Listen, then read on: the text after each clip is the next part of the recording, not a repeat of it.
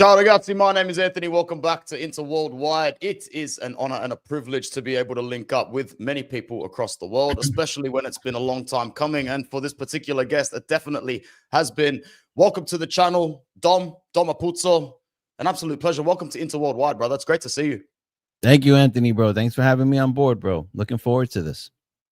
Big time, man. Big time. First of all, grace is granted. Links in the description as well. Please go and follow Mr. Dom on Twitter. Fantastic content. And make sure you're also tuning into the Tutto Calcio podcast as well, co-hosted by Dom and Gio from the Juve Cornercast as well. Fantastic content. Support your Serie A content creators, and let's keep what is now a definite big pool of Serie A content creators and personalities growing in the scene. So it's very good. We've got 22 people with us on Inter Worldwide right now. Like the video, subscribe if you are new, and as always, let me know where you are from if you are new. I'm a humble guy most of the time, Dom, so I'm going to give you all the flowers that you deserve. Congratulations. You're the current champions. Well-deserved.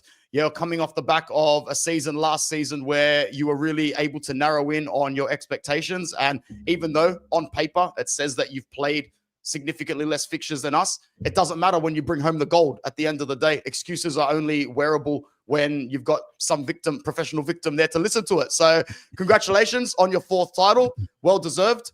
How are you feeling coming into this season overall? I'm feeling good. We had probably the best transfer window out of all the top clubs that are going to try to contend for the Scudetto. Love the Kevin De Bruyne pickup. Lang, Gutierrez. We need more. We need that offensive attacking left back. Other names like Luca.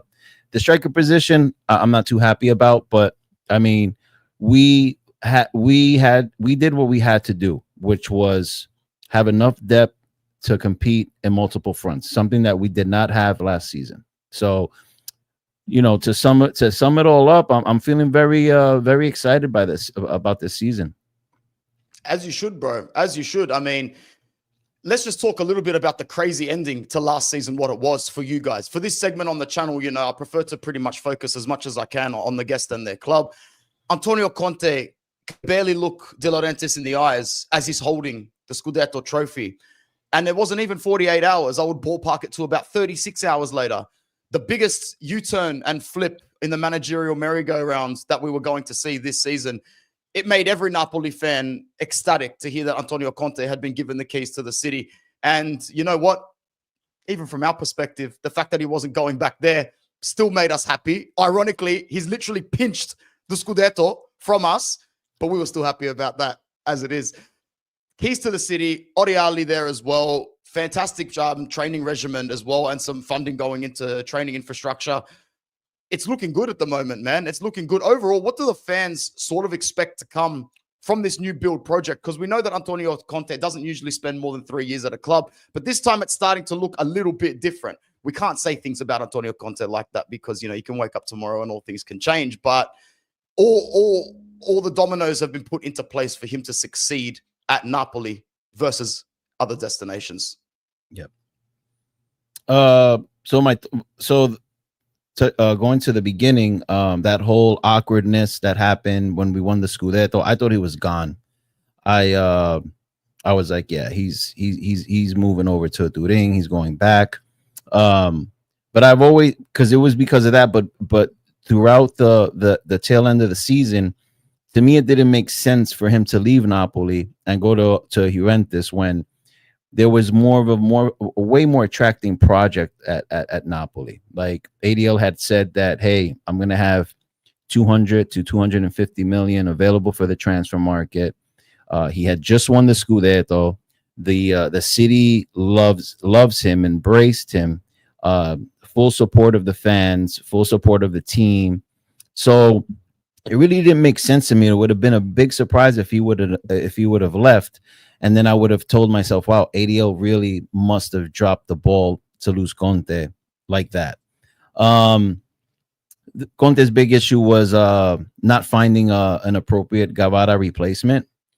But at the same time, I really can't fault ADL and the club because it was such an unexpected transfer where pretty much the club had their hands tied, had to sell Guevara, and to rush around and find a replacement like a Garnacho for 70 million just made no sense. Other clubs that had very respectable left wingers didn't want to part ways with their winger in the middle of the season. So I really don't think that the club had much leverage when it came to keeping Guevara and at the same time afterwards finding a solid replacement. But it all worked out. We won the Scudetto without Guevara. And Conte decided to stay. In that meeting, I'm pretty sure ADL laid the project down at the table for Conte. Listen, we're going to support you fully in the transfer market. And the Kevin De Bruyne signing was already well in advanced stages before Conte decided to stay. So that was already in the works, regardless if he was going to stay or not. And I think that really showed Conte, okay, this club is serious. And yeah, he stayed. And to be honest with you, the club delivered with these moves that we made during the transfer window. I don't think Conte has much to complain about, but we all know Conte, he's going to complain about something, right? But to sum it all up, I think it was it ended up working out from all angles. Yeah, absolutely. Expectations for this season, though, you know, obviously it is a game changer when you have to travel midweek to play European football. There's a couple of extra games on top of the traditional group stage format that you and I grew up on, Antonio Conte grew up on and played in as well. What are the fans? I'm focusing a lot on what the fans' opinions are and the expectations are because I've got you here. Okay. What do the fans think you guys can do in terms of Europe and domestically? Are you looking to is to defend the Scudetto the main priority? Are we looking to establish a quarterfinal run, a semi-final run in Europe? I personally think you can get to the semi-finals, no questions asked. It's really tough these days, man. It's geared to not favor pragmatic Italian sides as well. You know, that away goal rule, tailor-made for our country and our teams. Yeah, but for real. It does get, you know, it's very, very unpredictable. We could have gone out a couple of times before we even got to that final last season. So what are the fans feeling? You know, the fact that you're back in the Champions League with a squad, more specifically a midfield that could overrun any midfield in Europe on their day? Or is it primarily, look, we've gotten ourselves in an advantageous position in the country. Let's do what both Inter and Milan failed to do when the going was good, more so Inter, and really step on the throat of Serie A. This is one of Inter's biggest regrets, and that I've continued to bang on this channel. Our relentless pursuit of that big ears trophy last season came at the expense of what we still could have done, which was reestablish ourselves as the dominant force in the country. What are you guys saying coming into this season, bro? So the feel I'm getting from the fans is exactly what I expect as well from the majority, is basically a repeat for the Scudetto and quarterfinal, semifinal appearance in the Champions League. We're not thinking about round of 16 and then we're done. We want to get deeper in. Another quarterfinal, semifinal would be perfect, but most definitely a back-to-back Scudetti run, something that Napoli has never done before, and Conte would be the first coach to make that happen. So yeah, I'm pretty, that's my expectation and a lot of the fans. Awesome. Very good. All right. Well, those were the general questions that I wanted to get out of the way before I dive into some specific things that I want to speak to you about. So just a couple of quick questions for you. If you could pick one player from your squad this season that you think is going to surprise and extend expectations come into the season, might be a crowd favorite, who would you say? I'll put you on the spot so you can pick a couple, my guy. Yeah. That's a tough one. You've got a great squad. That's why I decided to ask you. I mean, there's big expectations for McTominay again, for Neres, for Luca now, especially now that he's going to be playing a more predominant role with Lukaku injured. Buongiorno can have a season where he can really break through as the head of the Italian back line as well. This is his season. If he wants to grab that by the balls, he can do that as well. I got multiple, to tell you the truth. Neres playing on the right side, his natural position. We saw it in the preseason. It's a different type of Neres. I'm expecting a very good season from him. Problem with that is, well, I wouldn't say it's such a problem, but the issue there is Politano continues to start, and he's doing a good job off the ball. So will Neres get enough minutes? I mean, we have multiple competitions, so I'm pretty sure he would. I think Neres is going to be explosive this season. Lang, there's a little bit of tough criticism with Lang just because of the preseason. I don't think he's ready right now. He hasn't like locked in with Conte's tactics yet. But I think Lang is going to surprise. I love that mentality of his. A lot of people, it's a turnoff because he comes off as cocky, you know. But I think we need someone like that. I think we need someone to have that type of personality. Kevin De Bruyne, I think Conte is going to utilize him the proper way. I love the 4-man midfield that he's running right now. So I think Kevin De Bruyne is going to so long as he stays healthy, right? Hopefully. Yep. Buongiorno, obviously coming back from the back injury. I think he's going to be good as well. And then Gutierrez, man. I'm really excited about Gutierrez. That's probably one of the most exciting signings for me, because he brings that offensive, attacking left back presence, something that we haven't seen since Golam, since Golam has gone down. So, yeah. And also, I can't believe I forgot this, but we just re-signed Elmas. I was going to ask that next. What are your thoughts on re-signing Elmas? Man, dude, I'm so happy because this man we call him the Joker, because he's able to play multiple positions. So he's going to provide us depth at the left wing position, also at the attacking midfield position. But we've played him at false 9. He doesn't shine that much there, but most definitely left winger, and he plugs in the left winger spot and the attacking midfielder spot. So that's going to be a plus. And I don't know if you saw the video of him arriving at Napoli. He looks so happy. He looks like all smiles. So he's happy to be back. And I know Conte is gonna have that kid cooking.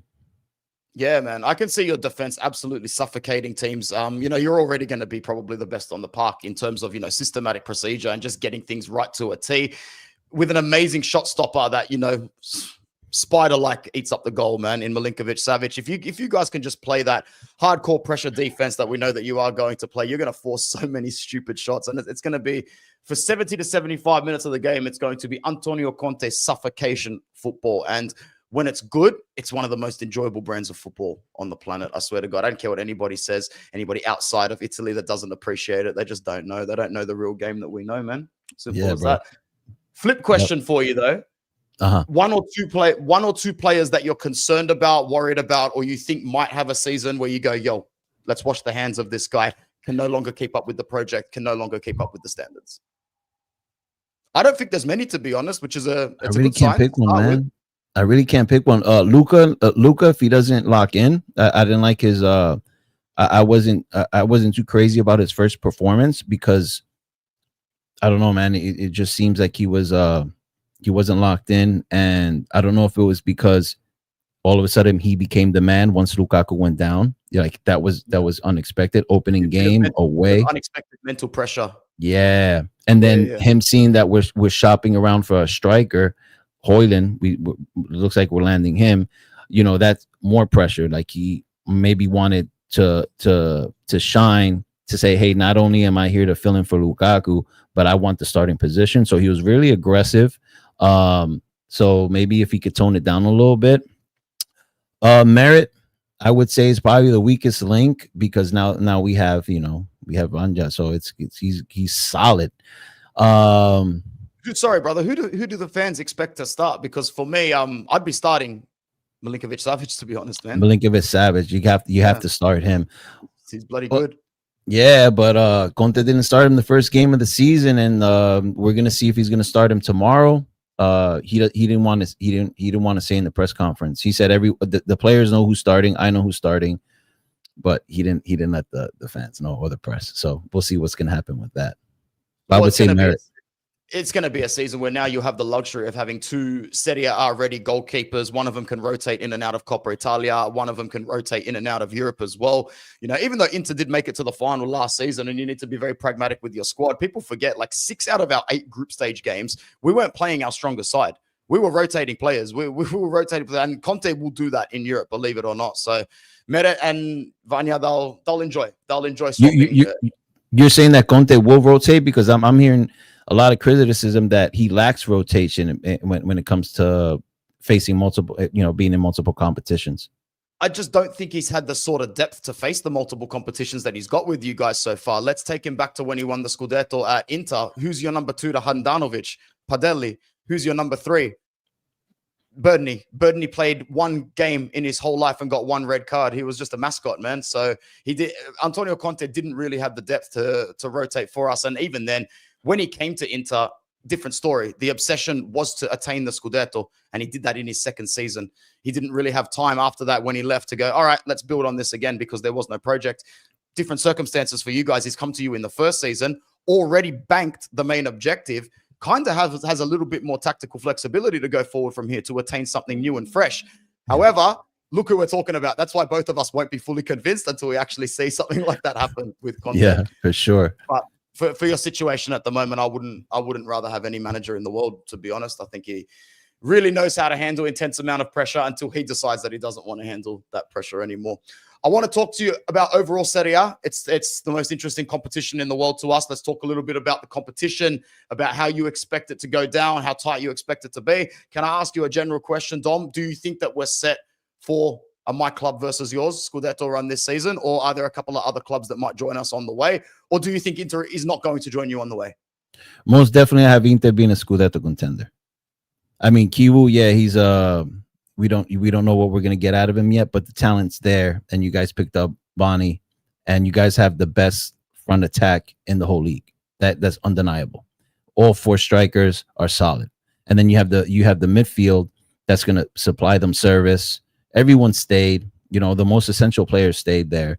The only concern I would say Inter has is that back line. It's an aging back line.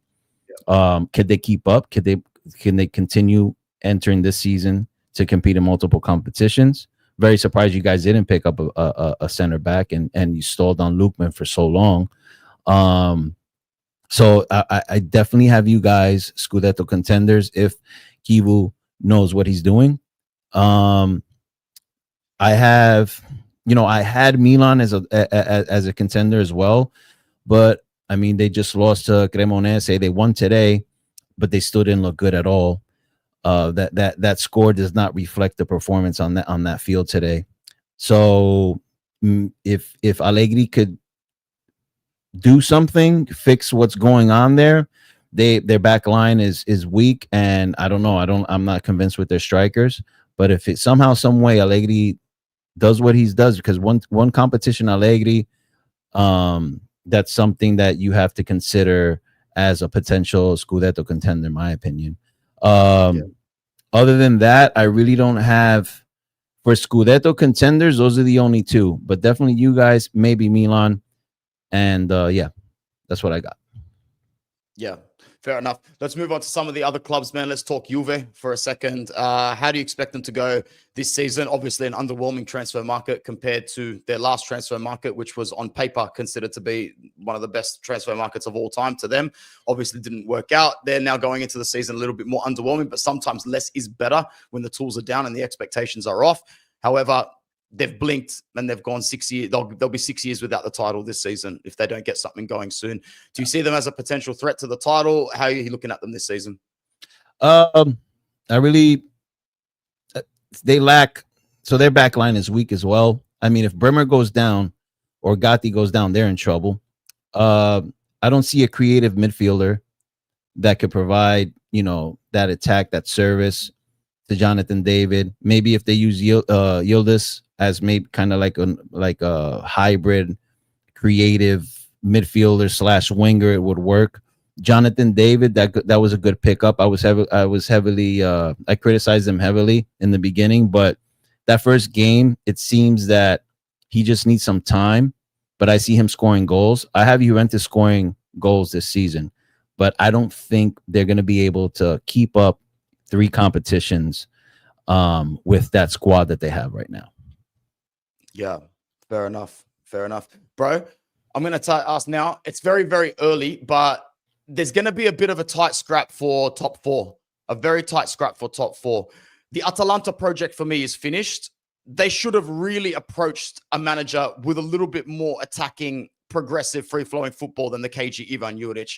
Like I said to my friend over the phone, I go, why didn't they go and call Thiago Motta? Straight up. What a great opportunity for both of them to relaunch their career. Obviously, different styles of play to Gasperini, but front foot pressing forward football, as opposed to the ridiculous cagey football that they're going to play under Tudor. The money-making machine that was Gasperini at Atalanta it's over, bro. And good luck to their squad really raising their value as well. I see, and I don't think Juric is a bad manager. Don't get me wrong. There are clubs and there are levels in which he can really do well. This isn't going to be it, bro. I actually have him to be the first sack manager of the season. I'll be very surprised if he survives past November. Yeah. I don't have Atalanta. I don't have Atalanta getting a European spot, whether it's the Champions League or the Europa League. They're done, in my opinion. I don't think they're going anywhere. Yeah. I'm not at all worried about them, even facing them this season. No, me either, man. They just look flat. And the fact that they've still got a rogue Lookman wandering around Europe, 40 million euro asset.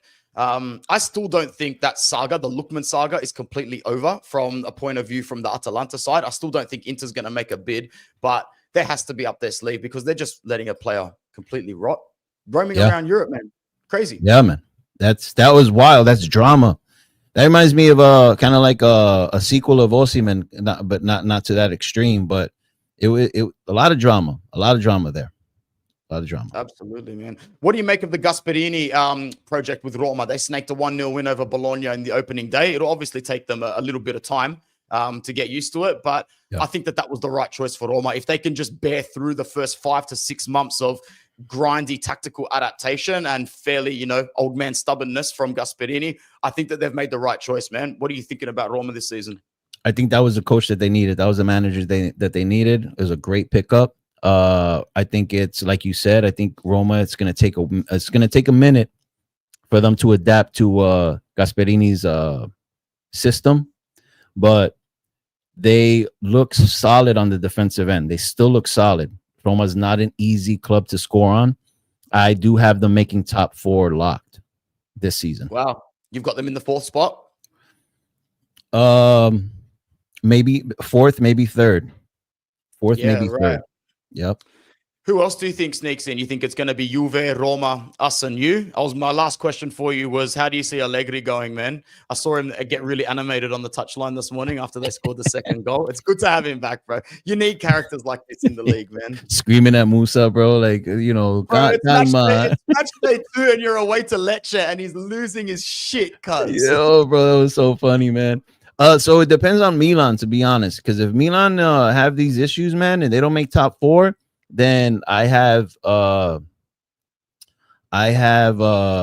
Juventus sneaking in, taking taking one of those 4 spots, and so it'd be Napoli, Inter, Roma, Juventus. Yeah. That's my top 4 prediction. If Milan kind of like veers out, I do have something interesting for you. Yeah. Watch out for Como, bro. Yes, I've still watch got out for Como. I covered it on the on our Zona Culture show this week with some of the lads from Australia, but the project is very, very interesting and doesn't look like it's going to slow down. So what do you think the ceiling is for them this season? Because they've got nothing to worry about either. No European football, obviously. They got 37 games now to go hell for leather. They might snake 5th or 6th, man. You never know. Yeah, bro. I got them definitely making 5th or 6th. That's my prediction. But like I said, these clubs that I have projected to make top 4, especially the tail end of like the 3rd and 4th spot, if they get inconsistent, they start dropping points, I think Como's going to be right behind them. So I think it's going to be a tight race from first to the 5th or 6th spot. So it's kind of going to be like last season. That you remember that we didn't know what the top 4 is going to be, especially that 4th spot till the end of the season. I think it's going to be like that, and I think Como is going to be a threat. Yeah, fair call, man. Fair call, bruv. I knew that we were going to talk about a fair bit in a short amount of time, so we're going to wrap it up pretty soon in about 5 to 10 minutes. But a couple of other things I want to speak to you about. Did you manage to catch the Azzurri squad that came out probably about 45 minutes before we went live? The call up? Yeah. Nah, I didn't. I missed that. Me either. Perfect. So I'm gonna bump that up on the screen now. Actually, it happened while I was asleep last night. So all right, let's see if there were any surprises. Hopefully there's a lot of youngsters in it, to be honest. I know Buongiorno didn't get called. At this point of the season, do you really want your star players to get called? Nope. I mean, you and I, we need Italy to make the World Cup big time. I mean, not even for us. The way I think about it, some of the best memories in my life are when I was younger, cheering for the Azzurri. We're robbing the kids. We've actually robbed the next 1 to 2 generations of enjoying the most beautiful aspect of the world game. It breaks my heart, to be honest, bro. Anyway, yeah. Kandasheki, Donnarumma, Meret, Vicario. Defenders Bastoni, Bellanova, Calafuori, Cambiaso, Di Lorenzo, Di Marco, Gatti, Leoni, Mancini. Midfielders Barella, Fabian, Frattesi, Locatelli, Rovelli, Tonali. And the forwards Pio Esposito, Moseken, Maldini, Orsolini, Politano, Raspadori, Retegui, Scamacca, Zaccagni. Mm-hmm. I mean, they're all good players. Don't get me wrong. It's a half decent squad. There's no Federico Chiesa there, which will piss him off a little bit. Yeah. Maybe he just needs a few more minutes. He needs a few more minutes for Liverpool. Ricci is also a surprise exclusion for me. Yeah. I was about to say I didn't see him up there. How many of these center backs are left footers? Calafuori, Bastoni, Cambiaso's left footed? No, I don't think so. No. Di Marco is left footed. Is Mancini left footed? But I was just talking about the center backs, not the full backs. Because don't we have 3 left footed center backs? Bastoni definitely is, and Calafuori definitely is. I know that for a fact. Yeah. Di Marco is, but like he's not a center back, like I said. Yeah. Yeah. Gatti has to be right-footed. I think, yeah, Gotti's right-footed. Leone. What is Leone? Leone, I think he must be right-footed because otherwise, yeah, he had to be right-footed. Otherwise, Inter wouldn't have even thought about getting him in for a transfer with Bastoni as a left-footed center back already. That's right. That's right. I mean, it looks like a solid squad on paper, man. I mean, the striker position. I mean, you know. I mean, so traditionally we know Gattuso plays with a 4-3-3, but if he is going to go with more of a 3-4-3, yeah, you can see Bastoni and Calafiori starting. I actually think you see Bellanova starting in the midfield, regardless of what formation he plays.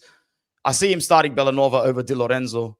I just think that he needs to throw the fittest, youngest squad at it possible. We already screwed up the game against Norway. He's brought in as the most backs against the wall manager to ever be appointed to the gig. It's Gennaro Gattuso managing Italy, for God's sake, in 2025. Don't do what hasn't worked for everybody else before you, Gennaro. Yeah. Just play everybody that's as fresh as possible. Start Esposito with Moseken up front, honestly. Or Retegui. I like that. Start Retegui with Esposito. I would start Esposito with Ken. Pure pace and pure power, man. Yeah. I like that, actually. I like that because, yeah, Keane is going to be two-striker formation. Keane is on his game. So there's not a lot of dribbling and technicality in that midfield bar Sandro Tonali on his day. No, man. No. I mean, Barella, Tonali, Locatelli, Fratesi. You know, that's why Ricci's a slight surprise exclusion for me. But yeah. I don't know. We'll see what happens. I'm not even too sure what the fixtures are. I'll type them in now. Italy fixtures. Because the international break's after this weekend, isn't it? Or do we get one more Serie A game? No, it is after this weekend. Yep. We go straight into international. Yep. Unbelievable. We play Estonia at home, Israel away. So 2 dubs there. We have to get 6 points there. Obviously, it's non-negotiable. So it's a good enough squad, Dom, to go there and bully those 2 nations. Even though, traditionally we're not doing very well bullying teams, we need to do that now. Gattuso needs to kick them up the arse, and we need to go and bully Estonia and Israel. So Gattuso, man, I loved him at Napoli. I really did. I adored this man because he'll turn a team around. He'll come in and turn the mentality around. Tactic wise, though. When it comes to tactics, I'm a little bit worried, but maybe a tournament like this actually benefits him. So that remains to be seen.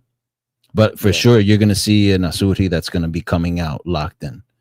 Yeah, because Gattuso is not going to accept anything less. So, but when you look at it on paper, there are personalities in that team, bro. There are gritty personalities in that team, from the midfield to the strikers and the defense, man. You've got Gatti, Mancini, Bastoni, Barella, Fratesi, Tonali, you've got some, even Zaccagni as well, man. You've got some staunch personalities in that dressing room ready to go. So, Donnarumma, as much as we've known him as a young age, he's a seasoned veteran now in that locker room as a seasoned champion now at club and country level. Let's have faith in the boys, bro. Yeah, no, for sure. Hopefully the thing is that I'm glad that Buongiorno didn't get called up because he just got back from back surgery. So that's the reason why I didn't want him. I want him to be going out there to come back injured. That wouldn't work out.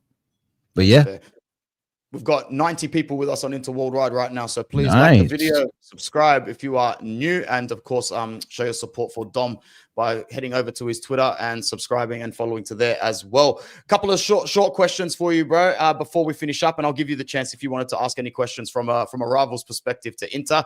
Any early shouts for Capocannonieri this season? Do you see anybody picking the ball up from out of the back of the net more times than not? I was going to say Lukaku before his injury. I'm leaning away from that now.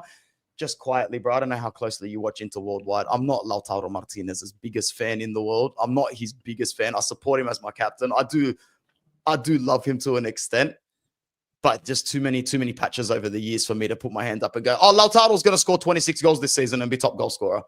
Yeah. But then I think the question, who? No one in Milan's going to get that. Jonathan David, maybe? Can Juve still finish fourth and and have a top goal scorer?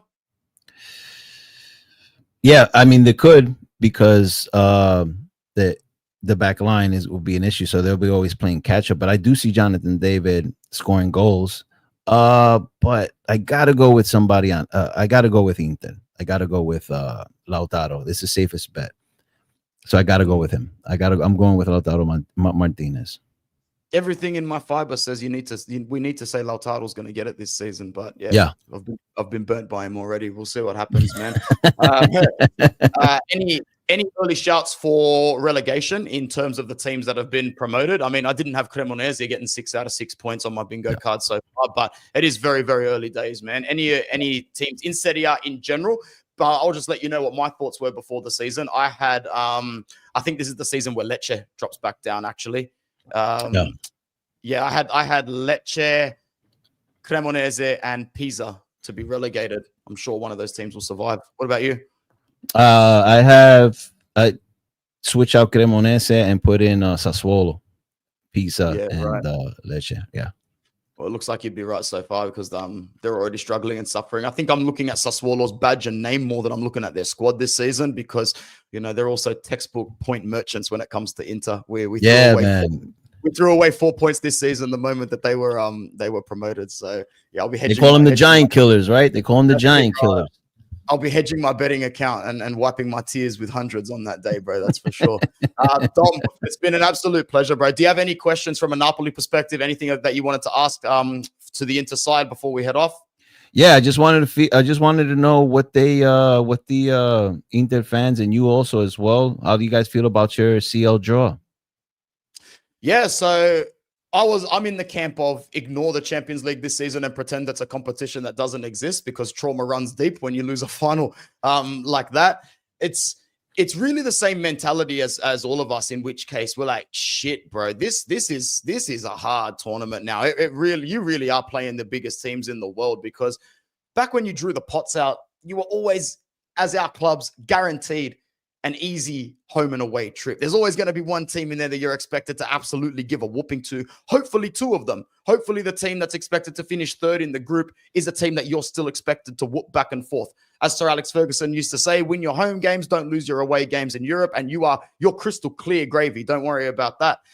This it's going to be really, really tough. Liverpool, to start off with, I'm always happy to get 1 or 2 galactic sides because you need that. Even, let's face it, bro, the Champions League these days, especially for teams like us, of course you need to be in it to win it. You need to come out with chest and say we're in it to win it. But we are also in it for a massive financial reason. Let's be even conservative and say that we're in it 51% for the football, 49% for the finances. And I don't think that's an exaggeration or a reach whatsoever. So when you get drawn to play teams like Real Madrid or Liverpool, you don't sit and sulk about it. You nod and be very happy for the 49% stake in the tournament getting its grit worth. Would you agree, man? Yeah, for sure. For sure. So with that mentality, Liverpool is a 10 out of 10 fixture on the marketing scope. Borussia Dortmund, Inter away in Dortmund, it's an 8 out of 10. Dortmund welcomes us. They will see that as a top 5 game of the year for them, welcoming Inter to their stadium. We host Arsenal, incredible fixture, another 10 out of 10. The most insufferable fan base in the history of sport, in the history of anything whatsoever. Like Slavia Praha, Ajax Amsterdam. I've actually been to watch Ajax Amsterdam play at home before. Their home fans are something else. That's going to be awesome. Very tough. And then we go to Atletico Madrid as well. We place Union. That's not Union Berlin. That's the Union Saint something. I forget how to say that name. I think that's the Belgium Union, isn't it? I think so. I'm going to double check that. Otherwise, unless I'm really wrong. I know there's a team in Union for Belgium, but I don't know if it's the... Yep. It's definitely the Belgium. Royal Union Saint Gilloy, probably pronounced that wrong. And then the last one will be against Kairat Almaty, that team that is feeling blessed by God. Did you see the reaction video of them sitting in their dressing room? Yeah, that's real happiness right there. You probably don't expect to play out of your country all year, and then you get drawn to play Madrid. They're all already hedging their bets in the locker room over who gets whose jersey at the end of the game. For sure. That's for sure. Yeah, man. So, yeah, I saw that video. That was pretty dope. That was pretty awesome. So yeah, it's a tough one, man. Oh, that's a really nice graphic that our website put out for it. So I'll actually share it because that's very easy on the eyes. One sec, bro. So yeah, there we have it. Liverpool, Dortmund, Arsenal, Atletico, Slavia, Ajax, Karat, however you say it, and Union from Belgium. Shout out Yeah. to the Inter website for a very visually appealing look at our Champions League. It's going to be nice, man. Moving over to yours. What are you thinking? What are your fans saying? We actually not many complaints about our draw. I mean, probably the toughest, the toughest, one of the toughest matches, because they're all hard, right? There's no easy match in the Champions League, but the most difficult one would be Man City away. Kevin De Bruyne goes back home. That's going to be interesting. I'm pretty sure there's going to be a lot of emotions in the stands and from him. To walk away there with a favorable result would be amazing. Chelsea at home. I'm looking forward to that one. That one I'm looking forward to. That's going to be that's going to be. And to tell you the truth, I'm very confident in Napoli at home, especially under Conte and his prior team. You know what I mean? I think he's going to be very locked in to face them in the Champions League. And then we have Benfica. Benfica worries me. That's one that worries me. The other ones should be wins. They should be wins. They should all be favorable results for us. You've only got Man City would really be considered the only top tier scary team. But even then, it's not the same Man City as 2, 3, 4 seasons ago. They're still finding themselves a little bit. And, we went there last season and got out of there with a point. Chelsea, a team that definitely has a lot of depth and a lot of pace and a lot of flair. I think they'll be a little hot and cold in Europe, finding their feet again after, I think, not being in the Champions League for a long, long time. But they have had a couple of seasons in between where they've had to play dismal European football on Thursday nights in horrible conditions, and that should work in their favor a little bit as well. You don't have an easy fixture list by any means necessary because all of those teams in there have Champions League pedigree. It's just so that they're all at a point in their development and stage at the moment where they're not all at their firing best, bar maybe PSV Eindhoven. PSV Eindhoven are current Dutch champions, if I'm not mistaken. Going back and look at the Eredivisie title race last season where Ajax, bro, you could not fumble that easier if you were a 1-year-old baby spilling your cup on the table, man. They fumbled the title like nothing else. But in terms of Benfica and Sporting, definitely should be positive results. Benfica are never easy to play in Portugal, especially when you're going away. And even Karabag and Copenhagen, we know Copenhagen spend more time in Europe than not due to the lack of competitiveness in the Danish league. But all of those teams in your group have significant Champions League experience. So results can still get difficult. Yeah, like I said, no match is easy, but when it comes to difficulty level, those are, I mean, we have to get favorable results if we want to advance. And if you're gonna face a Man City away, a Chelsea at home, you got to handle the Sporting. You have to handle the PSV. You have to handle Copenhagen if you want a shot to enter into the round of 16. So let's see what Conte does, man. Let's see if he proves everyone wrong or finally establishes himself as a name in the Champions League. I hope so. To be honest, even I'd hope so, to see him get deep in the Champions League, just out of sheer curiosity as well, to see how he handles it, man. Dom, that was a really enjoyable 45 minutes, man. It absolutely flew by. Thank you so much. I've said it a couple of times, but let anybody watching and who will watch this back where they can find you, your opinions, and your content, brother. What was that, brother? I'm sorry. I said just thanks for coming. Let everybody know where they can find you, your opinions, and your content. Yeah, so my Twitter is at Dom Apuzzo. That's where you'll find me mostly. I also am a co-host of Tutto Calcio podcast. It's in the descriptions below. It's a cool show. It's a debate show where fans from all teams come together and we just talk ball and banter. There's no script. It's live. We go on live on Twitter and on YouTube. And one of these days, hopefully Anthony will pass through and sit at the table and we could talk some ball. But that's where you'll find me. And thanks for having me, brother. And I appreciate this chop up we did. Yeah, absolutely, man. Thank you so much for coming. So it's always tricky to connect with people on the other side of the world when you know you live in the ass crack of time zones, which is Australia, and I'm happy to admit that, bro. But yeah, thanks for coming, man, and we'll definitely link up on some other platform soon. Thank you to everybody that came through on the chat, and stick around for the Udinese match preview, which will be out sometime in the next 24 hours. Thanks again to Dom. Thanks to everybody. Ciao, ragazzi.